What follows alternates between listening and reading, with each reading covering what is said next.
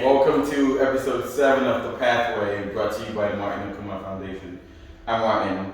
We have a special guest today, Allyson Gayle. Hi. Thanks for joining us. No problem. It's a pleasure to be here. Thank you so much for having me. Thank you. So Allyson is a businesswoman and philanthropist. She has her bachelor's degree in finance and an MBA in international business from FAU. Yes. Okay. I had to get that right. Okay, she's also the founder of Ally's Giveback. Giveback, yes. So it's an annual birthday giveback. That's actually how I met Ally this year. So first, let me say thank you for letting me join your project. It was really an honor, and I loved it. Oh, I'm glad you did. I thank you so much for being a part, for all your hard work. We was in the rain. We were in the rain out there. It was in the trenches, seriously. And I appreciate you for going out there, getting your hands dirty, and just helping the community in general. Thank you. It's always a pleasure to give back, every little way we can, especially in the local community. Yes, most definitely. Okay, so as we get into it, tell us a little bit about yourself. So, as you can tell, you know already, my name is Allyson Gayle. I've gotten my business degree at FSU.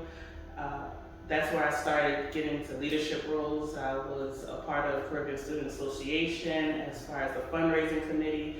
From there, I started to grow and try to get different positions going forward. Came back to Miami, my hometown Miami. I was a teacher at one point, believe it or not. I was actually a teacher, just for a short period of time. It didn't last too long. And then I became a part of the utilities department for a city in South Florida. Worked my way up the ladder, and now I am the supervisor for customer service for the utilities department. So that's interesting. And I also got my MBA. As I moved up the ladder, I felt that the skills needed to be that leader that I wanted to be was required. So I ended up getting my MBA in international business just to understand the dynamic of different cultures in management as well. So, okay, that's awesome. Yes. So we're speaking earlier, and you mentioned leadership and how you have to factor in the different personalities of the people you're working with. Most definitely. So tell us about that, your experience so far in leadership. How has that been? You have to I think of it as a parent. Sometimes you have kids with different personalities. You have to handle each one with care while still being fair all at the same time. Taking into account cultural and different ethnic backgrounds and morals all at the same time, and also working with the tasks of the job. This got to get done. Everything in business has to get done. Working with the challenges, obstacles, while still caring about your staff. So that is one of the hurdles that I'm still learning. We still growing on that aspect, and it's learning every day. Yeah. Definitely an experience, but I love it. Okay. I do. So you did mention culture there. You're first generation American. Your parents are from Jamaica. Yes, I'm in Jamaica. Okay, so how has the mixture of the Jamaican culture from the parents influenced you living here in America? Work hard. It's always that stereotypical statement of Jamaicans have 3 or 4 jobs of working hard, and it's true. We work hard. We put everything into what we got, regardless of are you getting paid or not. You still put your best foot forward, get the job done, put in those hours, and you're going to start moving up slowly but surely. And so that has definitely influenced me and pushed me forward with every single task I do. Just put in that energy and work. Yeah, that's definitely a plus, because it's the whole immigrant mindset. It simply applies to Nigerians too. Yeah. Like when Nigerians come to the States, the work ethic is there. You work hard, you grind, and it pays off. Right. And it pays off. Sometimes the first generation may struggle, but then subsequently, the second generation, they're doing great. But so like in your case, you're the first generation American, so you're doing great. You're successful, so that's definitely a plus. And the work ethic is still there. So we mentioned earlier Ally's annual birthday giveback. So tell us a little bit more about that. So Ally's birthday giveback is something I started about 4 years ago. I had this heart to help the community, to help everyone. I blame my mom for this one. Growing up, we had dinners, and one day she brought a whole homeless family home. She found out they were living in a van, and it was one of those holidays she brought home. So she just always been that caring person, that loving person, just to help out. And that's one of the things that stuck with me growing up. So just helping the community has always been instilled in me. Okay, somebody need help. Well, we're blessed to have. That's always one of those things. We're blessed. So we extend to others, try to help out others as much as possible. So I wanted to do a project of how can I help this community? When am I going to start? I've been saying it for years, been saying it for months. When am I going to do it? So it all started on my birthday. Like, this is my purpose. This is what I feel like I need to do. Get started. Just do it. And I decided on my birthday, that's what I want to do that year. And since then, we've been doing it every year. And now it has grown and blossomed into a corporation, a nonprofit organization as of now. Now it's going to expand into doing more things versus just the birthday. That is awesome. That is awesome. Like I said, that's part of it this year. It was awesome. So I don't have the numbers, but do you know how many people we fed and provided supplies to? So it was 100. We packaged 100 hygiene care packages as well as 100 lunches, and we went to downtown Miami and handed them out directly. No middle person who's out there making sure that they got it directly from us. So. That's awesome. And I know you have some partners for you. And matter of fact, I'll be interested in partnering for your next giveaway. You know, just because it's an awesome project. It's helping out our community. It's really we need more of that. And so do you? So what's the next step? So you did 100 this year, which is huge. Is huge.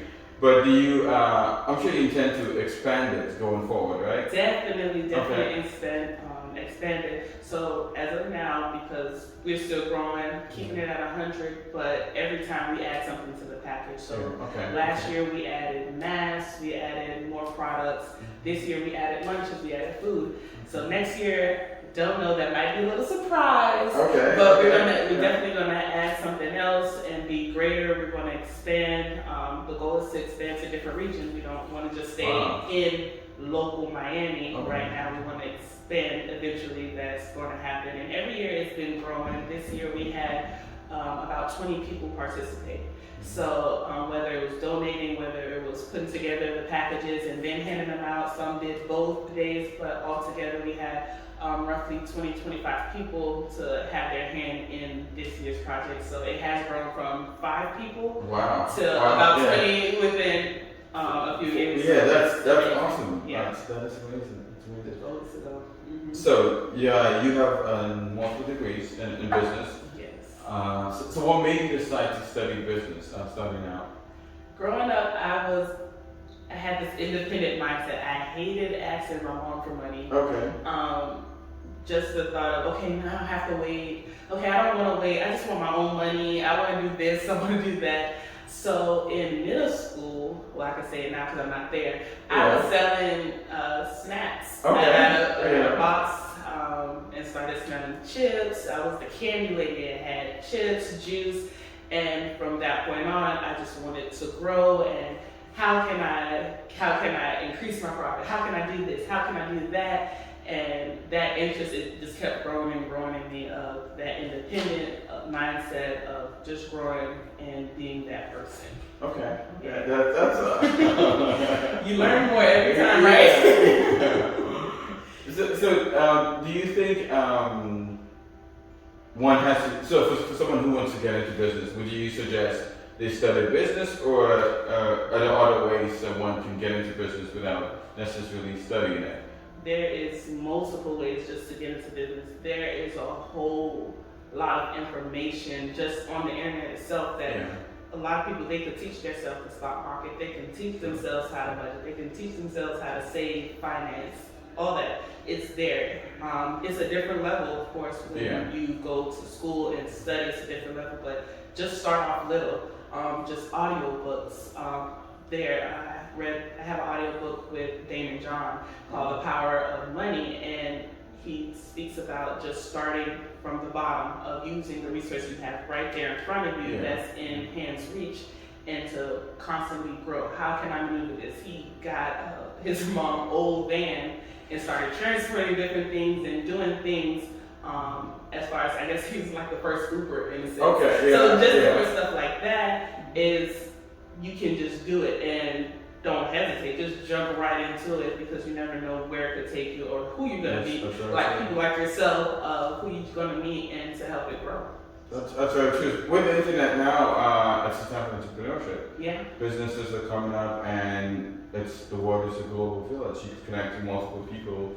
I mentioned earlier, like the Blacks and Nonprofits. So it's a group on Facebook where you can meet like-minded nonprofit owners or managers and just network and grow from there. I'm sure there should be one for business too, just to meet other people in your community or outside, and just get to network and grow and learn every day. Definitely, networking is very important. Definitely important. If I could redo it, I wish I networked more in college, and to keep those things. Keep those going. Okay, so for me, I'll be honest. I've always known the importance of networking, but I never actually applied it in my life until this past year. I was in Syria. I just had time to just take time away from the outside world, just reflect and see what I'm doing wrong or what I'm doing right and how I can improve. And networking was definitely a place that I noticed I struggled in, and I've been working since then, since I got back to network more, go out more, meet more people. Which leads to my next question. I was going to ask you if you could go back to, let's say, 17-year-old Ally. What advice would you give her? Definitely network more, and don't be scared. Don't be scared. Yeah, I had a patch where I was just nervous of how is it going to be. I try to be a planner. I want this, I want that, I want this, and try to plan everything out. And I want it to go exactly as planned. Yeah. And as soon as it don't go to plan, it's like, okay, I'm scared, and I retreat. Okay. And it's that part of pushing through that scared part, or the failures. Go through. You network, you go through, you fail, you try again. You just keep pushing forward and just not being scared. Okay. Everything you do is going to be, a little nerve-wracking. Yeah. But just pushing through that and keep pushing forward. Okay. So now, would you say you're more of a thinker now, or more of a doer? I'm getting past that. I feel like I'm still stuck a little bit in that thinking mode, but little by little, like I said, even with this new position of being a manager and supervisor, I'm becoming more of a doer. On my feet. Okay, now this needs to get done, get a resolution. This needs to just do it. As before just thinking so hard about it, overthinking everything. And there's always going to be an aspect of thinking involved in everything you do. So but just getting past the overthinkingness of it. Okay. So what challenges, in your professional career, what challenges would you say you faced, or if you have faced any challenges along the way to get to where you are now? Any challenges? In leadership, there's a lot of male going on in leadership roles, and it's just, okay, you're a female in a leadership role, you're surrounded by guys. Just try not to overdo it and putting yourself out there. Just use your work, use just your skills, just showing them your skills that you can do it. And it's not to prove anything to anybody, but it's still being there, being present, and just knowing your work, knowing that you can do the job and not being intimidated by everything going around you. Yeah, that's solid. So for our viewers out there, a young person who's trying to get into business or trying to get into corporate America, what advice would you give him or her? Just start off, like I said before, just doing a little bit of research, seeing what you really want to do, the path you want to take to see if this is for you, trying it out. If not, start over from scratch. Maybe it's something else, but just do it. Just go through and do it. Don't overthink it. Be a doer. Okay. Thank you very much.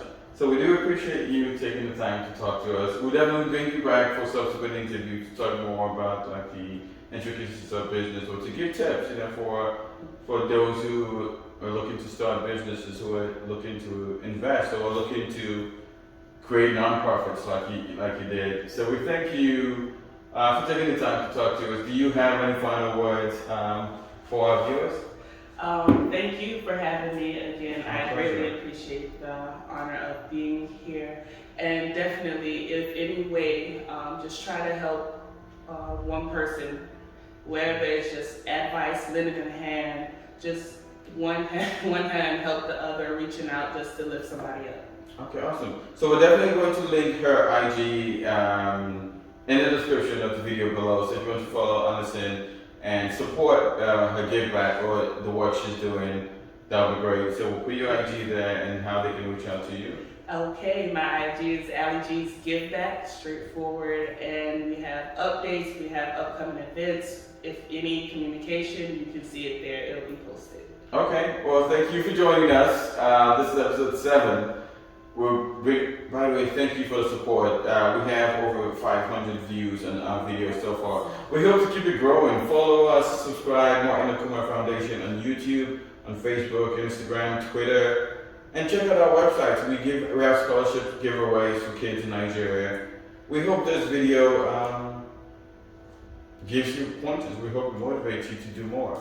Thank you, and see you again next week.